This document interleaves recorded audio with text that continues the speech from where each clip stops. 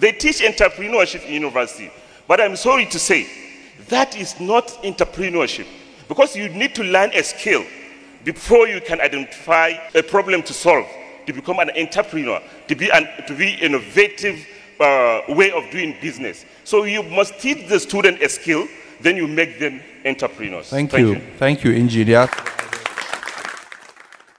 So we refine the talent, we then push them to the market opportunities, because they already gained the marketable skills, highly demanded in the market. So now, after 10 years, most of them are now employers of university graduates. And Al-Majri has become an employer of university graduates, a hawker in Sabongari market, Okanchinkori market.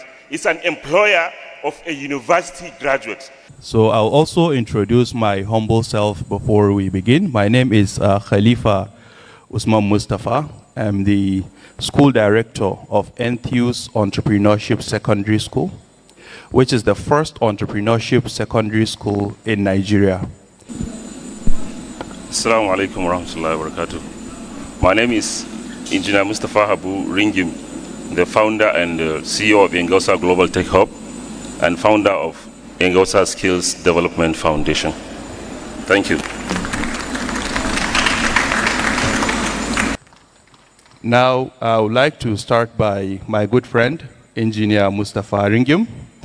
Engineer, you're aware that according to the Nigeria Bureau of Statistics, they have maintained that 53.4% of the 151 million young Nigerians are unemployed. Yeah. Now, in light of the foregoing, I would like you to briefly discuss the concept of skills and market alignment and how it can help in upskilling these young Nigerians.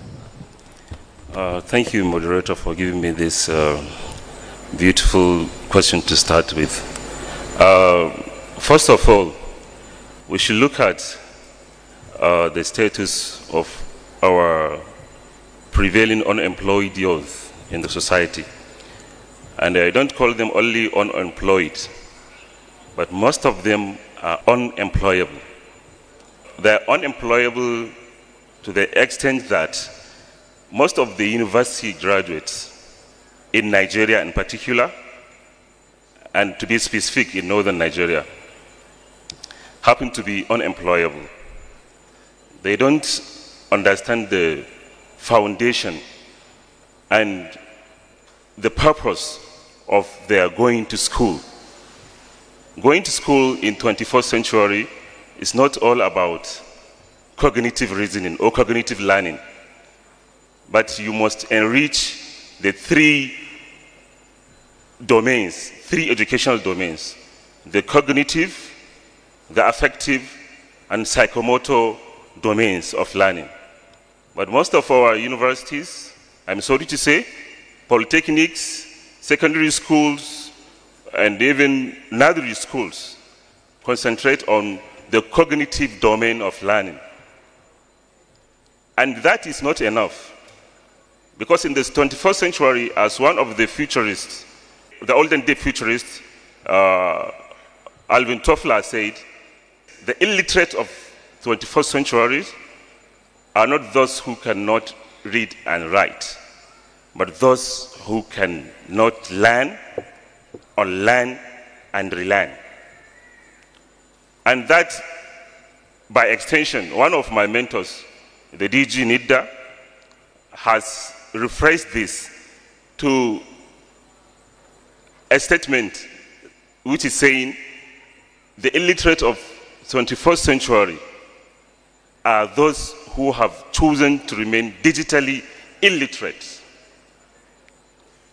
And of course, we have curriculum in our school, and it's not all about theories. It's not all about rhetorics. The practical aspect of the curriculum is there, but it is not given a priority. In our learning processes, in academia, even polytechnics, which are meant produce technical or technicians and technologies. They are now prioritizing theories over practical skills because of inadequate infrastructure and inadequate even intellectual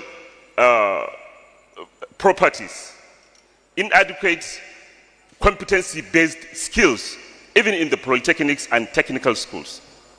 Not to talk of TVET centers, because the TVET centers are already puzzled out. So with these conditions, we cannot produce problem solvers. We can only produce certificate holders. And that is why the problem is always deepening. Instead of solving the problem, we are always complexing and compounding the problem.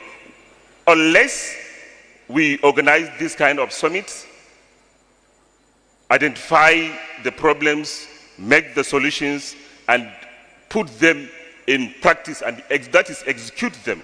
For example, the Kaduna State government, to begin with, has already taken an important step to solve this kind of problem of people not in education, employment, or training, mostly among our team in youth. Thank you. Thank you very much, Engineer Ringim.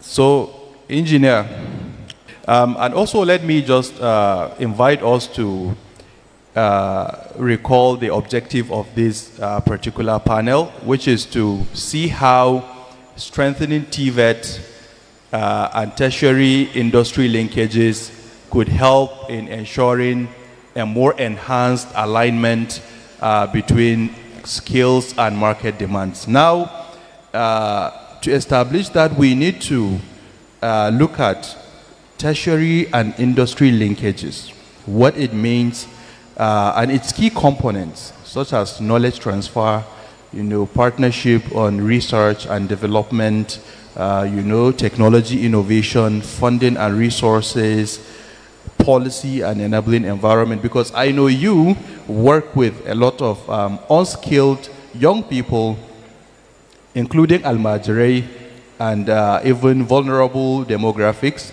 to see that you upskill them and make them market ready and align their skills with current market demands. And I know you also work with some tertiary learning institutions. So please help us understand more about these tertiary industry linkages and its key components and its role in ensuring the alignment between skills and market demands. Thank you. Thank you, moderator. Let me start with the model we established 6 years ago.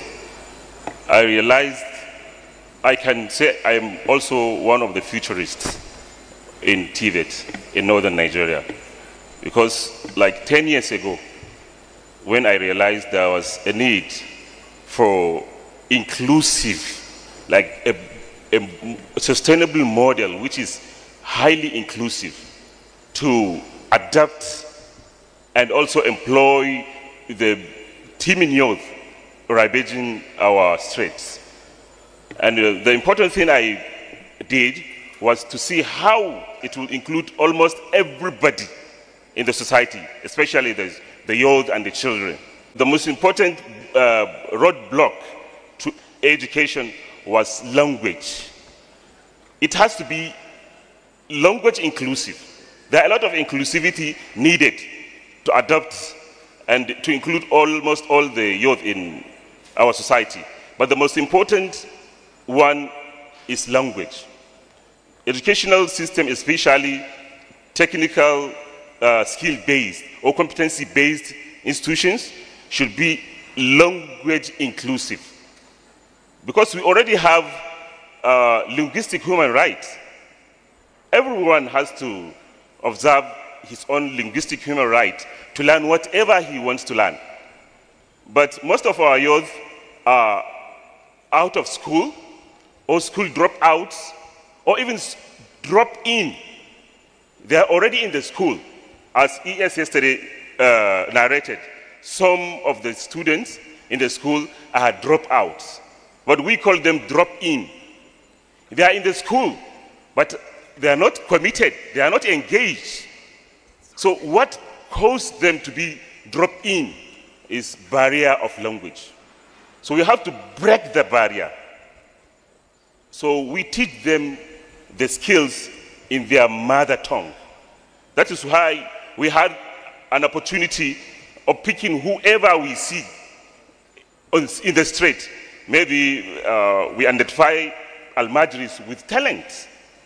Yes, they are fabricating some robotic, although they are not that complex, but robotic cars, robotic drones. So we invited them from our neighborhood in Kano, Rijezaki. So we started with 10 of them. And we found them with high talent, even much more than the talent we feel we have as graduates of universities. So we refined the talent, we then push them to the market opportunities because they already gained the marketable skills, highly demanded in the market. So now, after 10 years, most of them are now employers of university graduates. And Almajiri has become an employer of university graduates, a hawker in Sabongari market, Okanchinkori market. Is an employer of a university graduate. So now, it becomes now popular that you don't need to speak English before you learn competency-based skills. Even if you want, for example, to expand the market or to expand the popularity in the social media, or you want to work outside northern Nigeria, you want to go to southern part of Nigeria, so we advise you now, you need a little English language proficiency. Because we sometimes concentrate on having a higher proficiency of English when learning skills. But most of the time, it's average proficiency of language you need before you can learn marketable skills, before you can learn technical skills to produce robotic products needed in the market. So engineer, just in 30 seconds, like what role do you think tertiary learning institutions played or could play in your efforts to prepare these young people for market? Our tertiary institutions already are always visiting our center, ENGAUSA Hub in Kano. For example, the first one was the VC of Skyline University. And he encouraged us that they want to collaborate with ENGAUSA Hub. With all the language, the mother tongue, we are basing our learning platform with. Because we already said it's ENGAUSA. That is blending English and Hausa. If you don't speak Hausa, we can still teach you in English. Like recently, you have graduated an Igbo man from Sabongari market. He's now a professional solar installer. It is there in our YouTube channel, ENGAUSA podcast. They encourage us that even in India, that is how they operate in the universities. Thank you. That during vocational period, the undergraduate students are enrolled in vocational training center domiciled in the university.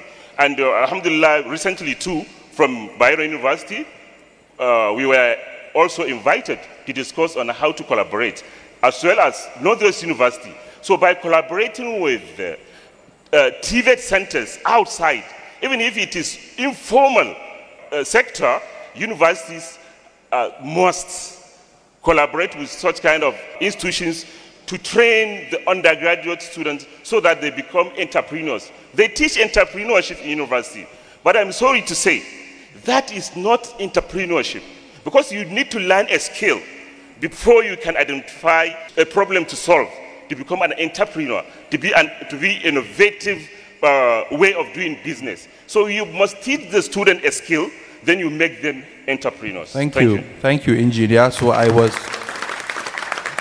made to understand that we have